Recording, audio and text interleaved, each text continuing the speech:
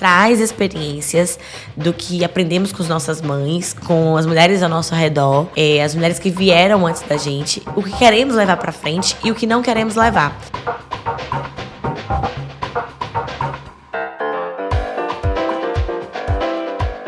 E assim, eu nunca tinha olhado para essa visão de me recusar a ter uma relação com um homem branco que estava ligado com a minha relação com o meu pai. E aí eu só consegui entender isso agora, depois de muito tempo.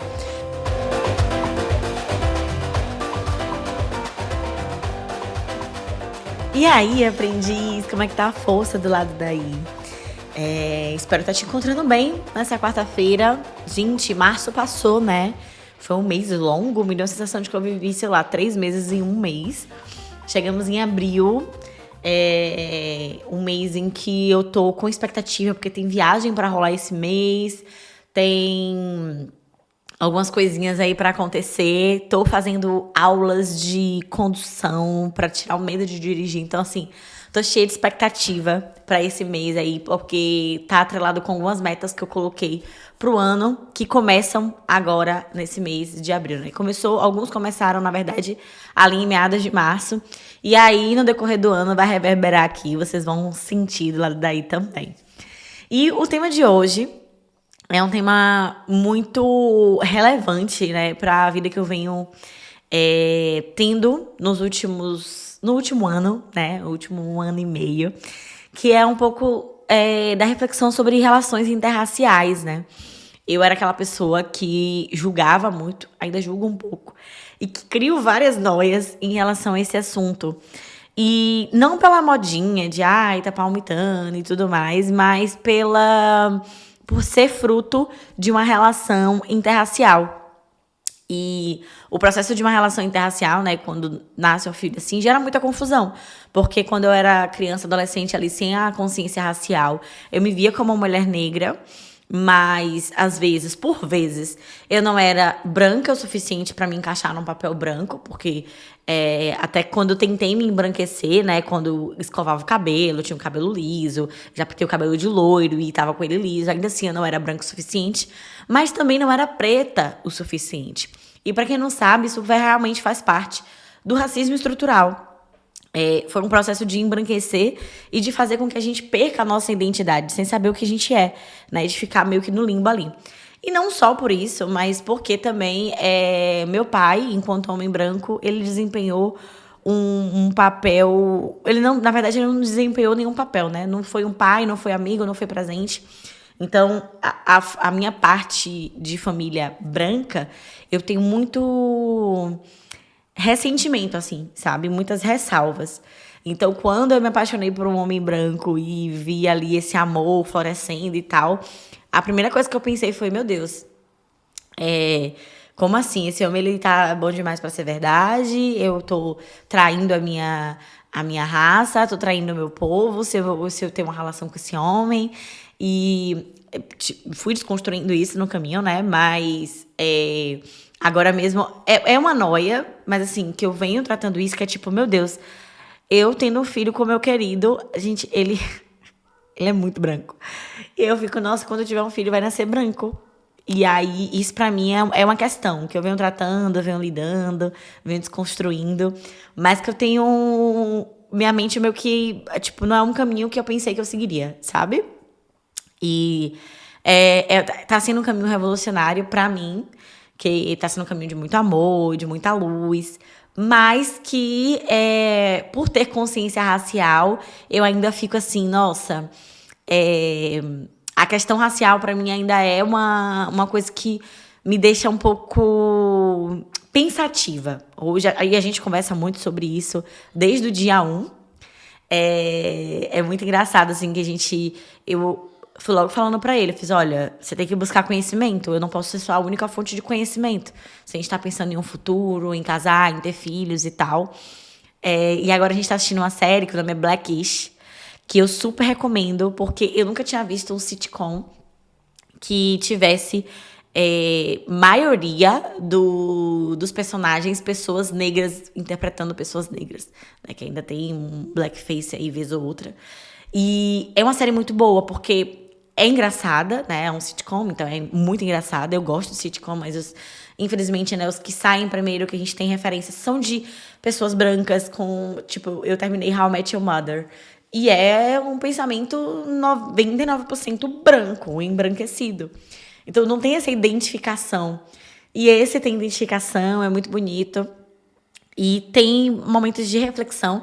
E foi meu querido que botou pra gente assistir. Então a gente tá dando muita risada, mas ao mesmo tempo também aprendendo muita coisa. Ele consome muito conteúdo comigo. Já botei pra ler O Pequeno Manual Antirracista de Djamila. Ele começou tem um tempo, só que ele não gosta de ler. Aí eu tô assim, olha aqui, querido. Eu, no caso, se você não terminar esse livro, hein, vai buscar mais conhecimento aí. E não só, assim, falando em relações interraciais, não só relações amorosas, mas também relações de amizade. Hoje, a melhor amiga que eu tenho aqui é a Bruna Freitas, que eu falo dela, né, que mora aqui em Portugal. É a Bruna Freitas que eu considero como família, é aquela pessoa que eu sei que se tiver algum BO, é a pessoa que eu vou ligar. E é uma mulher branca e, assim, consciente racial, eu sei que é aliada, mas que às vezes eu fico assim, nossa, será que meu olhar tá sendo embranquecido? Eu já levei isso pra terapia, gente. Eu tenho muita noia com isso. De me embranquecer de uma certa forma, o meu olhar, a minha vivência. E as pessoas brancas que estão ao meu redor são pessoas com consciência, pessoas empáticas que respeitam a minha trajetória, e senão não estariam na minha vida. Mas que às vezes eu fico assim, ai, véi. Às vezes tem uma dor ali, né, que você não queria ter que explicar. Você queria só falar e a pessoa entender 100%. Isso de forma geral, não é um problema sobre eles. Mas, enfim, não é uma dor que vai ser da pessoa, sabe? Então, um dia desse eu levei isso pra minha terapia, e minha terapeuta falou, Indiara, não tem como você se embranquecer, faz parte muito da sua personalidade, a sua negritude, né? Enfim, a gente foi conversando sobre isso, eu fui desconstruindo isso. Amo Bruna e amo Thales, enfim, a minha família aqui, meu querido, minha amiga, o marido dela, que também é meu grande amigo, os pais do meu querido, então, assim, pessoas brancas, né? As pessoas que hoje eu posso contar, assim, pra falar, ei, sei lá, tive um acidente aqui, Deus livre e guarde, passei mal, vim aqui em casa. São pessoas brancas. E eu não estava acostumada com isso, convivia com pessoas brancas no Brasil, mas o meu porto seguro era a minha família materna, continua sendo, né? Mas fisicamente tá longe, então é a minha família materna que é 100% negra, né? É uma grande mistura também, o colorismo tá muito forte, então a gente tem várias tonalidades, mas é uma família negra e indígena, né? Que tem descendência indígena e negra. E eu me identifico como uma mulher negra. E aí isso tudo vai criando, né? Quando você vai morar fora do Brasil, eu lembro que o meu ex mesmo, ele demorou pra ter a identidade dele racial. E foi tipo um chá revelação. Olha, eu sou negro morando fora. E aqui a gente consegue sentir isso de forma muito mais forte. Porque o branco daqui é realmente muito branco. Porque o branco brasileiro, ele tem uma misturinha ali, sabe? E aqui realmente é muito branco. E agora mesmo a gente tá fazendo um encontro, né? Desde janeiro, eu, Kate, Fabi e Dani nos reunimos para criar um grupo de encontro entre mulheres negras. E desde janeiro ele tá acontecendo mensalmente e tá sendo uma grande potência. Porque eu saio de lá revigorada. E é muito massa você olhar pro lado, ver tanta gente bonita. O último encontro foi na cidadezinha aqui perto, Esmoriz. No estabelecimento de uma das meninas, né? Da Camila. E aí a gente desceu na estação de trem e foi fazendo rodízio de caronas para chegar até o restaurante. Quando a gente desceu, a gente se cumprimentando, sei lá, mais de 10 mulheres, 10, 15 mulheres belíssimas, assim. A gente parou a estação, o povo olhando, assim, sabe? E foi muito bonito e sempre essa troca faz a gente lembrar de onde a gente é, né? Reforça a nossa ancestralidade, a nossa raiz, então é muito importante. Só que aí eu tava lendo o livro da Bell Hooks, porque eu já queria trazer esse assunto aqui, mas queria trazer com um fundamento, né? Um pouco da minha experiência, como eu dei essa introdução aqui pra vocês, mas também um pouco do fundamento, né? Dessas relações interraciais de uma grande teórica que é a Bell Hooks, que é uma mãe, né? E tem um capítulo que ela fala só sobre isso, sobre essa agregação. Mas antes dela chegar nesse capítulo, tem duas falas que eu destaquei aqui dela que me fez pensar, né, em fazer esse episódio, que é essa aqui. Quando escolhemos prestar atenção no que é dito sobre as pessoas diferentes de nós, sejam informações positivas ou negativas, é possível despertar uma curiosidade que resulte em um contato enriquecedor. A outra fala dela é que, ao longo do tempo, ficou muito evidente para mim como uma política cultural supremacista branca separa negros e brancos sulistas que compartilham a mesma realidade de classe. Eu sentia empatia por Vilma, mas na adolescência não entendia que nossa proximidade era forjada pelos laços de uma realidade de classe compartilhada. Nós duas fomos ensinadas a pensar em raça, mas não em classe. E aí, por exemplo, eu consigo ver a identificação quando eu tenho com pessoas brancas tá muito ligada à classe. Bruna, que é minha melhor amiga aqui, né? Que é a minha família, vou falar família. Minha família aqui em Portugal, a gente vem de uma realidade de classe igual, assim, no Brasil, né? Igual ou muito parecida, né? E isso ela sendo do interior de São Paulo e do interior da Bahia, e as nossas realidades se cruzam em vários pontos. Uma outra parte que a Bel traz é que, pelo fato de uma comunidade abarcar membros com diferentes pontos de vista e a liberdade de expressá-los, ela acaba por apreciar a totalidade da situação. Aqui cabe citar um aspecto importante do realismo de comunidade, a humildade. Se por um lado o individualismo inexorável leva à arrogância, o individualismo flexível da comunidade leva à humildade. Leva à humildade. Comece a valorizar os dons de cada um e você vai começar a valorizar suas próprias limitações. Veja os outros compartilharem suas fraquezas e será capaz de aceitar as próprias insuficiências e imperfeições.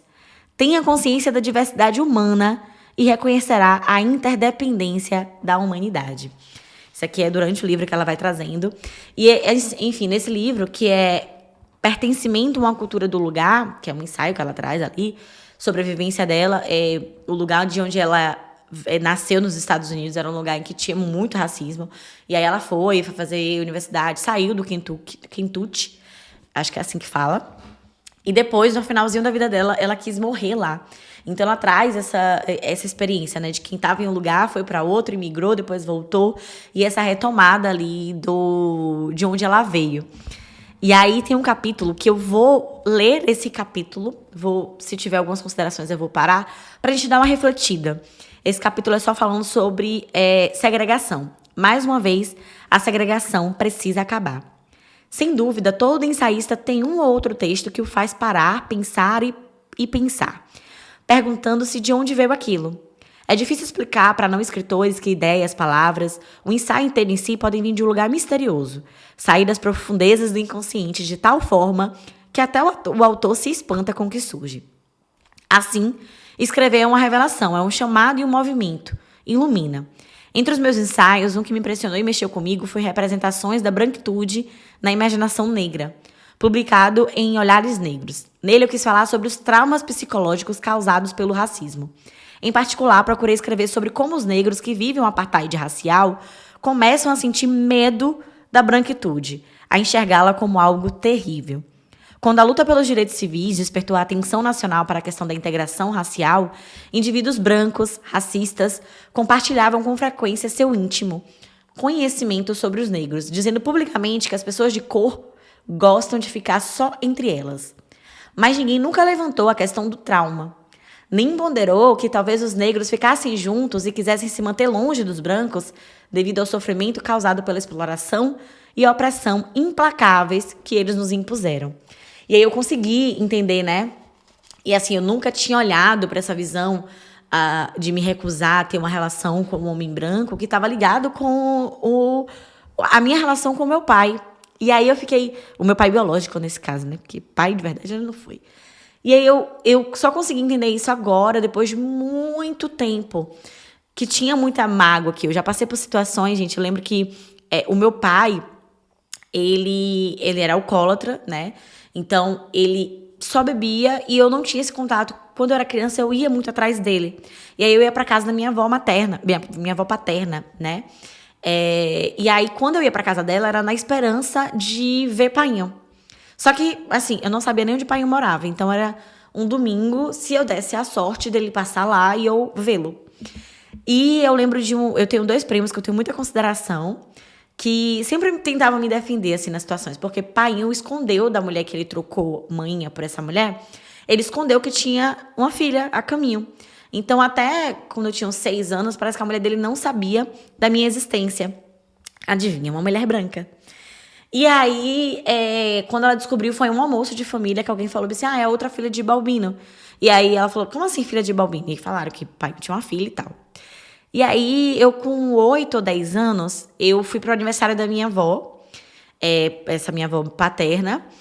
E aí, quando eu fui pro aniversário dela, esse outro primo meu, o William, que me levou pro aniversário, né? Eu passei o final de semana com ele, porque eu tinha alguns primos que via que manhã tava ali, se tava sendo difícil pra manhã me criar sozinha. Então, por muito tempo, meu dente, eu usei aparelho, porque meu dente era montadinho. Minha mandíbula era pequena, meu dente era montado, e manhã não tinha dinheiro pra pagar aparelho, né? Aqueles aparelhos dentários. E por muito tempo, primos, tios, paternos que pagavam, porque não apoiavam ali, né? O que pai fazia, eram poucos. Eram 3 primos, eu tomei um rancinho, mas tenho 2 primos que eu considero muito ainda, e um tio meu que pagava o aparelho, então eles revezavam entre eles. Então, assim, às vezes eles lembravam de mim na Páscoa, iam lá e levavam um ovo de Páscoa, porque amanhã não tinha dinheiro pra isso. E aí, esse meu primo falou, é aniversário, eu não sabia, pai nunca me falou isso, pai inclusive não estava, tá? Na verdade, essa é uma memória muito conturbada, e pra mim foi muito traumática. E aí, quando eu cheguei ali no aniversário, eu lembro que eu tava toda arrumadinha, amanhã fiz questão, né? Porque é isso. Filho de pobre, a gente se preocupa muito como o nosso filho vai estar arrumado, né? Vai estar sendo apresentado. E filho de pobre negro, meu Deus. Então, amanhã me arrumou toda bonitinha, tinha meu cabelo, aquelas trancinhas e tal, beleza. Quando eu cheguei lá, eu só lembro de um burburinho falando, não, tira essa menina daqui, que a mulher de Balbino vai chegar e não vai gostar. E aí, meu primo brigou, falou assim, como assim vai tirar ela daqui? Por que vai tirar ela daqui? Ela é sangue da gente. E era um ambiente que tava assim, maioria todo mundo branco, eu pretinha, pequena ali. E aí eu falei assim, como assim e tal? Na verdade, eu não falei nada, né? Meu primo que for falando ali, como assim e tal? E eu comecei já a querer chorar, porque eu tava percebendo que eu não tava sendo bem-vinda. E pra mim é meio conturbada essa memória, né? Porque foi muito traumática. E aí acabou que eu fui embora pra essa mulher de Painho chegar, porque não queria incomodar ali ela, né? Então, enfim. Eu que era como é que fala? A bastarda. Sendo que a relação que Painho teve com a mãe foi antes dessa mulher. Então, ele me registrou e tal, mas enfim. Eu era vista como ilegítima. E essa experiência pra mim foi muito traumática. Foi quando eu parei meio que de correr atrás dele, aos poucos e tal. Porque eu realmente queria muita atenção. E eu amei ele. Que manhã, muito sabiamente, eu acho até, ela nunca me ensinou a ter raiva de Painho, nunca me colocou contra ele. Acho que foi bom não ter alimentado essa raiva. Hoje eu tenho um pouco de rancor ainda, mas acho que foi bom não ter alimentado essa raiva. E eu acho que também manhã não tinha consciência racial para entender tudo o que estava acontecendo. Enfim, continuando aqui com o capítulo. A forma monstruosa como brancos racistas infligiram e continuam a infligir dor e sofrimento aos negros nunca será registrada ou reconhecida por inteiro. Vemos nesses livros de mesa modernos, enormes, lindos e caras, imagens estilizadas dos linchamentos brutais. E é como se essas atrocidades do passado fossem apenas isto, algo que acabou. Assim nega-se o legado traumático ainda presente nas terríveis imagens dos ataques perversos de ódio causados por corpos brancos poderosos contra corpos negros desamparados. Nossa nação é capaz de reconhecer a possibilidade de que os judeus que não chegaram nem perto do Holocausto, mas cujos parentes, amigos e conhecidos foram assassinados, sofram de transtorno de estresse pós-traumático. Tenham medo do outro alemão, de criar vínculos fora de seu grupo. E às vezes sintam um temor incapacitante de que tudo aconteça de novo. Mas foi apenas nos últimos anos que uma pequena minoria de pensadores na comunidade da psicologia e de outras áreas começou a reconhecer que os negros, submetidos à dor da exploração e da opressão racistas, pudessem estar traumatizados. E que, mesmo depois do fim dos incidentes, as vítimas talvez sofressem de estresse pós-traumático. O medo de sofrer abuso racista tem mantido os negros, há muito tempo, confinados em bairros e relações sociais segregadas, apesar da aprovação das leis antidiscriminação e da integração racial. Por ter crescido durante a segregação racial, eu me sentia segura, entre aspas, em nossos bairros negros. As pessoas brancas representavam perigo, sobretudo os homens brancos.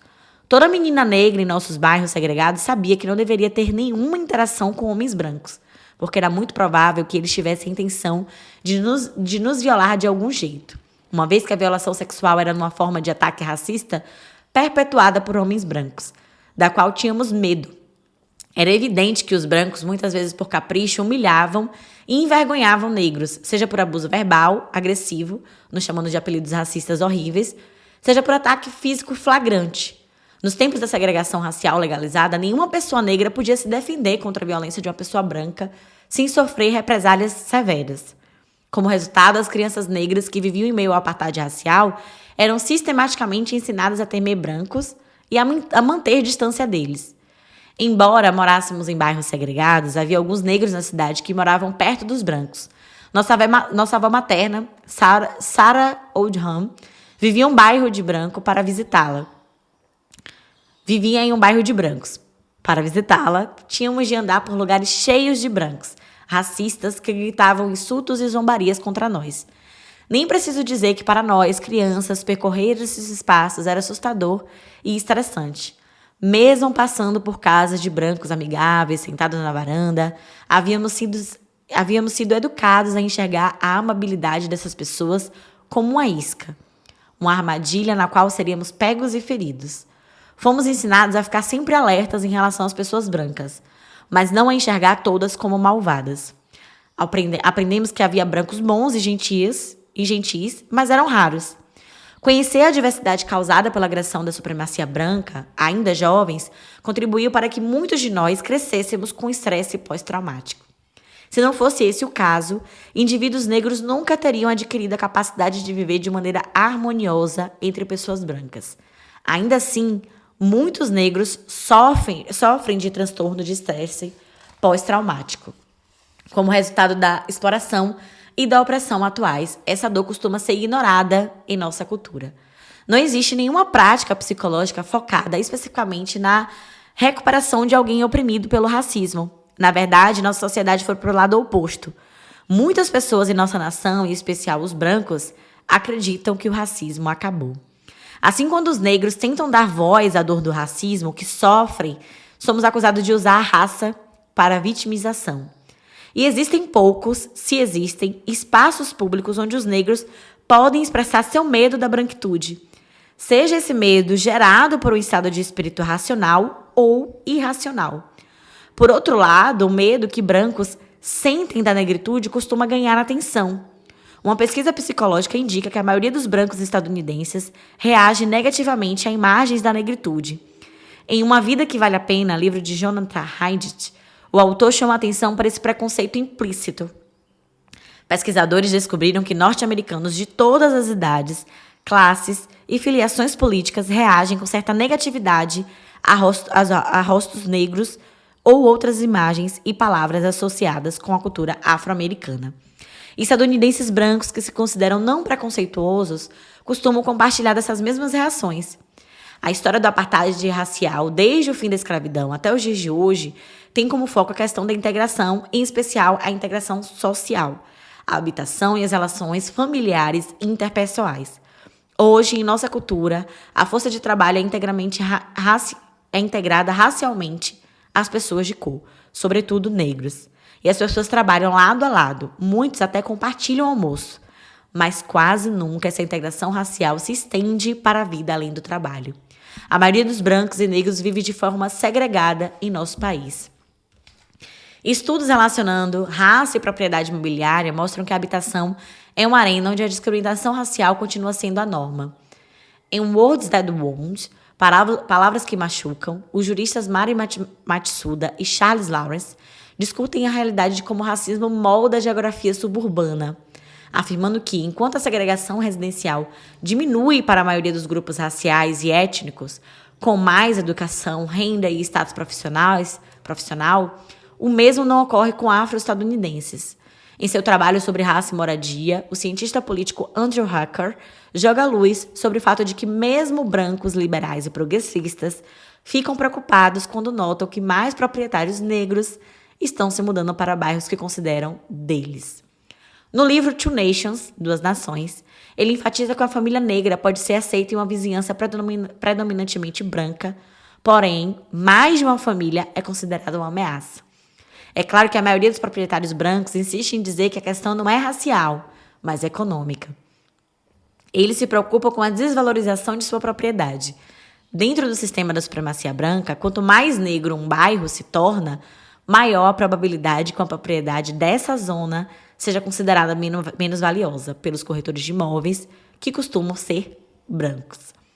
Hoje em dia, em círculos de negociação imobiliária, vendedores e compradores evitam falar sobre zoneamento econômico racial em habitação, já que, em média, as famílias brancas ganham mais dinheiro do que as de pessoas de cor ou negras.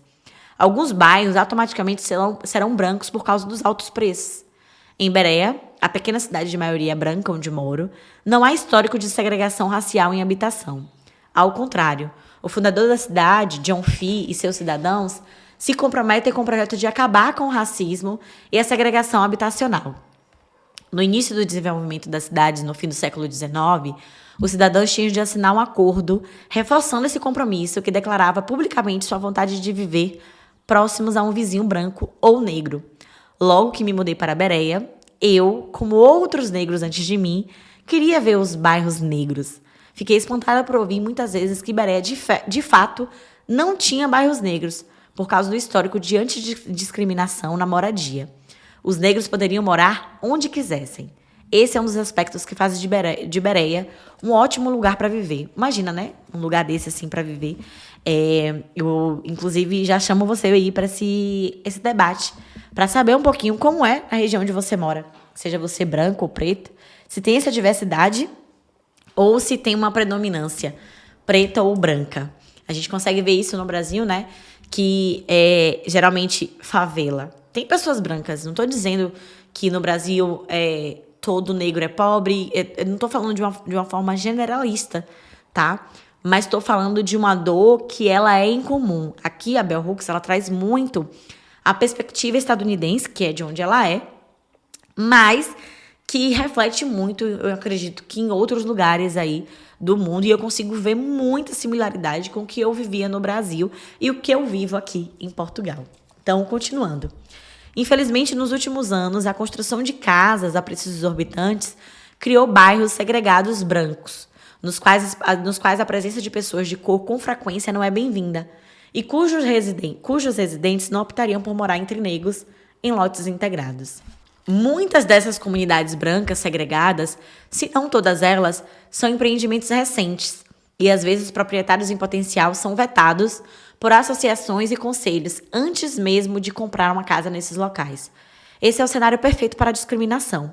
O princípio básico de muitos empreendimentos novos, em particular os condomínios fechados, é a noção de exclusão e exclusividade que mantém elementos indesejados para fora, o que frequentemente significa pessoas da classe ou da cor errada. É claro que muitos dos residentes dessas comunidades podem argumentar que sua escolha de moradia não é influenciada pelo preconceito racial, porque eles não são racistas, mas sim por um desejo de conforto e segurança. Ao escrever sobre o fato de a maioria dos brancos ser educada para ignorar como o racismo afeta sua vida e como esse grupo contribui para a continuação do racismo e, por consequência, da segregação, Peg McIntosh argumenta: enquanto pessoa branca, percebi que aprendi sobre o racismo como algo que coloca os outros em desvantagem, mas fui ensinada a não enxergar um de seus aspectos resultantes, que é o privilégio branco que me coloca em vantagem. Na minha classe social e no meu ambiente, eu não reconhecia a mim mesma como racista, porque aprendi a enxergar o racismo somente em atos individuais de maldade conduzidos por membros do meu grupo, nunca em sistemas invisíveis que conferem uma natural dominação racial ao meu grupo desde o nascimento. Isso é uma coisa que eu falo muito com meu querido, né, e que eu até brinco com ele, né? Você é privilegiado, devolva meu ouro. Mas que eu acho que é de extrema importância quando você está nessa relação interracial, é de que a gente não se isole, que eu percebo um movimento também da gente se isolar, né? Eu, por muito tempo, era a pessoa que me isolava, que eu não queria contato com pessoas brancas, pessoas europeias. E aí você conhece uma pessoa ou outra que tá com a mente aberta para poder te ouvir, para poder não invalidar a sua trajetória, mas que a gente... É isso, né? Como essa Peg McIntosh falou, né? Enxerga o racismo como uma coisa... Não enxerga o sistema invisível que tá ali, né? Todo dia, diariamente. E se você não tem esse olhar aguçado, apurado, a gente realmente não vê. Até quem é negro não vê e não entende, né? Então, continuando. O estadunidense médio nunca reflete sobre estar apoiando a discriminação racial quando o assunto é moradia. Nunca questiona suas escolhas de morar em comunidades brancas segregadas. Como resultado da luta pelos direitos civis na década de 1960, alguns indivíduos brancos e negros liberais se mostraram preocupados com a questão da segregação habitacional e procuraram lugares para tentar criar comunidades diversas e amorosas. O foco no fim da segregação, desacompanhado de pensamento e comportamento antirracistas, não ajudou a criar um contexto seguro, no qual o vínculo entre raças poderia ser visto tanto como necessário para o progresso quanto como algo convidativo. Quando deixei minha terra natal e o apartheid racial que caracterizava todos os aspectos da vida social por lá, sobretudo a habitação, decidi que não queria morar em bairros brancos. Queria viver cercada por grupos diversos de pessoas interessadas em criar um ambiente antirracista e integrado. Quando migrei para a Costa Oeste para estudar na Universidade de Stanford, me vi cercada de pessoas com pensamento semelhante ao meu. A energia antirracista dos anos 60 tinha impactado a todos nós. Queríamos formar comunidades de amor e esperança. Esse sentimento coincidia com a ideia de viver de forma simples. Tirar o sustento da terra, viver com menos, era algo considerado vital para a sobrevivência do planeta.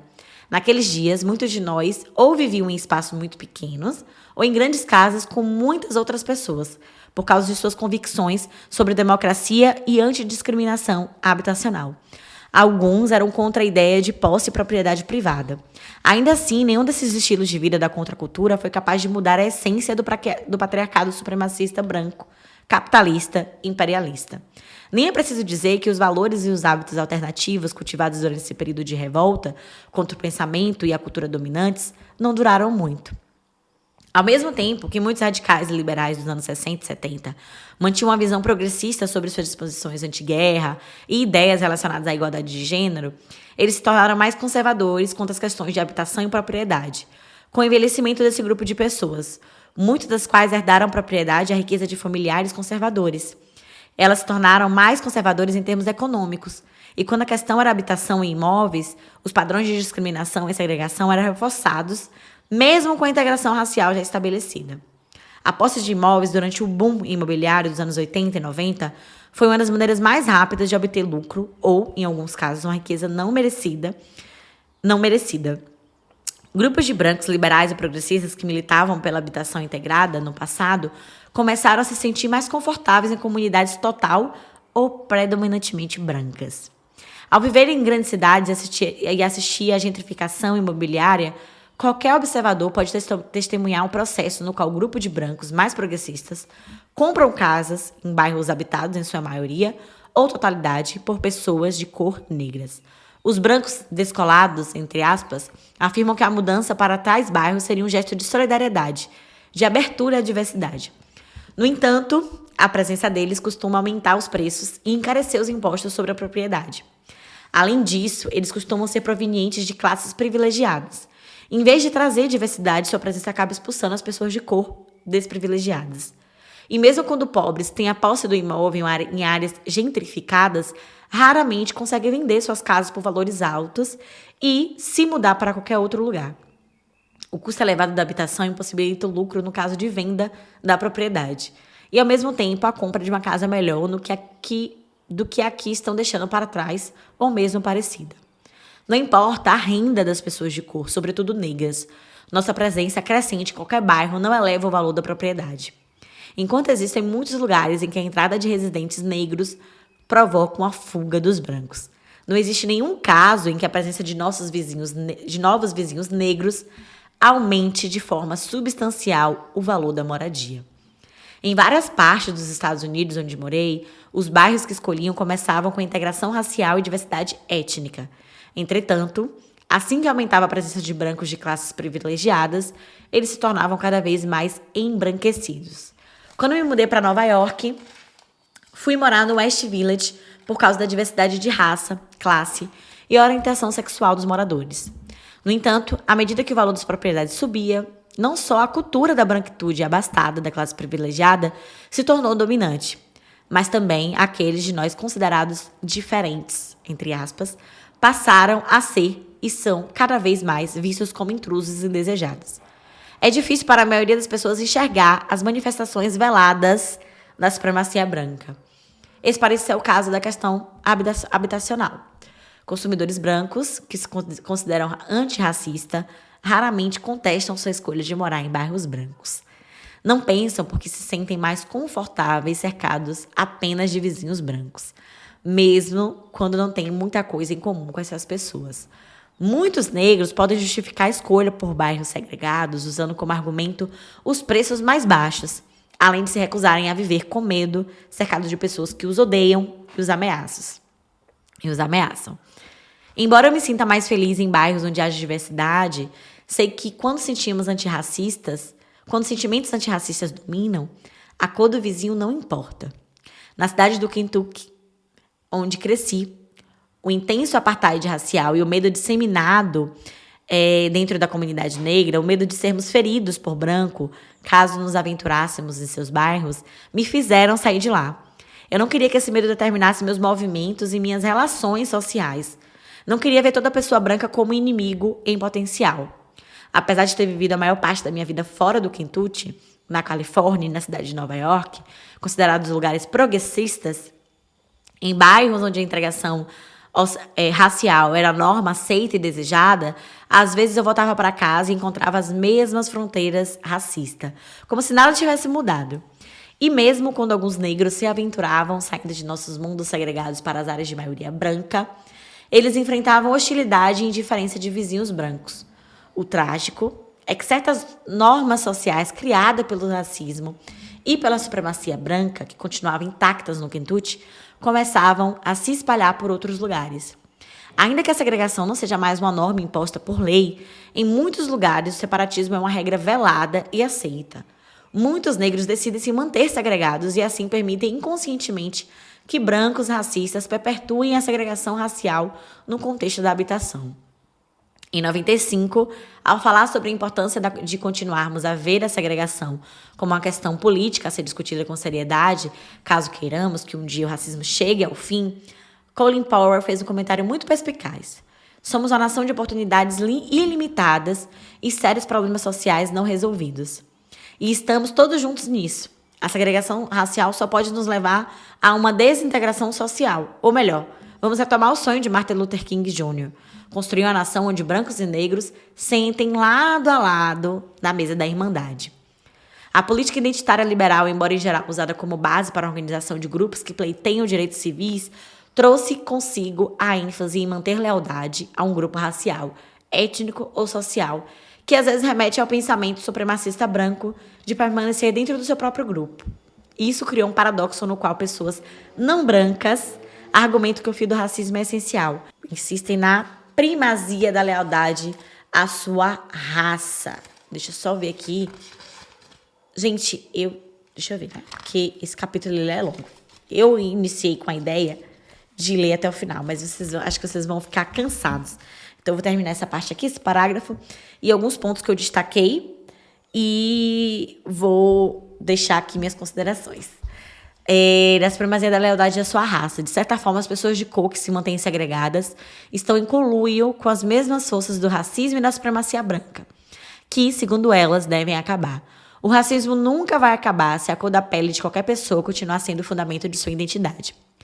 Quando o nosso compromisso é com o antirracismo, a cor da pele é colocada em perspectiva correta. Torna-se apenas mais um aspecto da identidade de alguém, não central.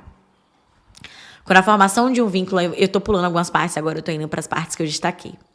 Quando a formação de um vínculo depende de uma militância antirracista, somos sempre lembrados a olhar além da cor da pele e reconhecer o conteúdo do nosso caráter. Mesmo assim, a presença negra é visível. Para mim, ver outras pessoas da mesma cor que a minha dá uma sensação de afirmação. É o que eu sinto com o encontro ali que a gente está criando aqui de mulheres negras. Enquanto as pessoas negras acreditarem estar seguras apenas em espaços segregados, a supremacia branca se fortalecerá. Isso aqui deu um murro em mim, porque é isso, né? Às vezes a gente vai se sentir insegura, não vai querer estar naquele espaço, mas está fortalecendo a branquitude, esse pacto da branquitude. Consequentemente, as pessoas negras devem se manter alertas e vigilantes todos os dias, tanto diante de pessoas não brancas, que reproduzem o racismo, quanto de espaços brancos com a provável presença de muitas pessoas que não desconstruíram o racismo dentro de si. Devemos saber distinguir. Ao mesmo tempo, não podemos ser paranoicos, nem criar suposições com base em estereótipos sobre qualquer pessoa branca que encontrarmos. O contrário também serve para brancos em interações com negros. Isso aqui também foi outro tapa na cara. Porque eu sou uma pessoa que eu criei muitas paredes e que são paredes que estão sendo derrubadas no último ano, nessa convivência ali direta com pessoas brancas. Lógico, não me embranquecendo, que é esse meu medo. Mas eu acredito que as pessoas brancas ao meu redor aprendem muito comigo. E eu aprendo muito com elas no sentido de desfrutar do bem viver. Teve uma frase que mexeu muito comigo semana passada, que eu levei pra terapia, da apoiadora Dani. Que Dani parece que é uma aprendiz e uma borinha que me acompanha há um bom tempo. E parece que eu conheço ela pessoalmente, mas não conheço. E ela diz que aprende muito comigo, mas eu aprendo muito com ela também. Então é uma troca muito massa. E eu tava falando pra ela, né, de algumas questões, porque como eu falei, parece que eu conheço, né? Então eu me abro um pouco com ela ali. E ela falou: Indiara, desfrute da sua cura. Eu acho que eu fui muito acostumada a estar no automático e conquistar tudo que eu almejo de forma muito sofrida, de forma muito dolorosa.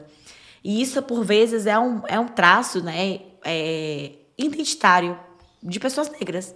Porque a nossa trajetória foi de muita dor e luta, né? A gente tá no estresse pós-traumático ainda, gente. Que é uma coisa que não é reconhecida. E, assim, esse livro eu acho que vale muito a pena ler, principalmente quem é imigrante, desse lance da cultura do lugar. É um capítulo longo, esse capítulo, e eu tentei não me alongar muito, mas acabei me alongando. É porque eu amo a Bel. E, enfim, acho que é importante a gente pensar nisso, né? Eu vou ler só esse finalzinho aqui do capítulo para deixar aí essa reflexão para você do lado daí. Como é que estão essas suas relações? Não é para passar pano para branco, não é para pagar pau para gringo, mas é a gente também não se armar tanto. Lógico, acredita na sua intuição. Minha intuição é muito certeira, viu, gente? De quem é a pessoa que eu vou deixar entrar na minha vida, seja ela preta ou branca, independente da cor. E geralmente as pessoas brancas que estão na minha vida hoje é porque respeitam quem eu sou e têm uma visão antirracista ou de, pelo menos, um desejo de ser antirracista. E aí, no final, a Bel fala, nesse capítulo, né? O esforço para construir uma comunidade em um contexto de desigualdade racial, muito baseado em classe, exige uma ética de reciprocidade relacional que seja contra a cultura de dominação. Com reciprocidade, não é preciso que todos sejamos iguais para atingir a aceitação e a mutualidade. Se a igualdade for vista como a única norma aceitável para que pessoas possam se encontrar, além de fronteiras e criar comunidades, então há pouca esperança. Felizmente, a reciprocidade é um alicerce mais construtivo e positivo para o estabelecimento de vínculos que permitam a existência de diferenças de status, posição, poder e privilégio, sejam eles determinados por raça, classe, sexualidade, religião ou nacionalidade.